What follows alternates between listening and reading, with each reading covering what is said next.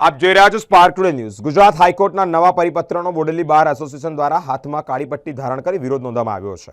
A4 સાઇઝના 75 GSM paper અને ચોક્કસ font માટેના પરિપત્ર કરી કરાયેલા આદેશથી વકીલોમાં ભારે રોષ ફેલાયો છે। આરોપીની જામીન અરજી, દૈનિક મુદ્દત સહિતના કામો માટે અરજીઓ કોમ્પ્યુટરાઇઝ ટાઈપિંગ કરાવવા વકીલો માટે મુશ્કેલ બન્યું છે। પ્રિન્ટેડ ફોર્મ અને સ્થાનિક ફોન્ટનો ઉપયોગ કરવાની છૂટ આપવા બોડેલી બાર એસોસિએશન દ્વારા ઉગ્ર માંગ કરવામાં આવી છે। હાઈકોર્ટ દ્વારા પરિપત્ર પરત ન લેવાયો તો વકીલો દ્વારા ચોક્કસ મુદ્દતની હડતાલ જાહેર કરી આજથી હડતાલનો પ્રારંભ થયો છે। નામદાર ગુજરાત હાઈકોર્ટ દ્વારા 1/8/2026 ના રોજ જે પરિપત્ર બહાર પાડવામાં આવ્યો છે એ પરિપત્રનો સમગ્ર રાજ્યમાં અને સમગ્ર તાલુકા અને જિલ્લાઓમાં એનો સખત વિરોધ થઈ રહ્યો છે।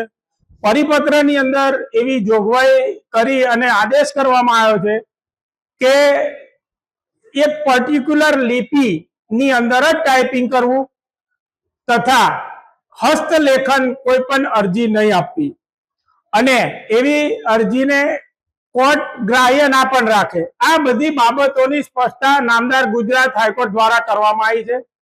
તેનો સખત વિરોધ બોડેલી બાર એસોસિએશન દ્વારા એક ઠરાવ કરી અને મહેરબાન ચીફ જસ્ટિસ ગુજરાત શ્રી અને વહીવટી વિભાગને મોકલવામાં આવ્યો છે।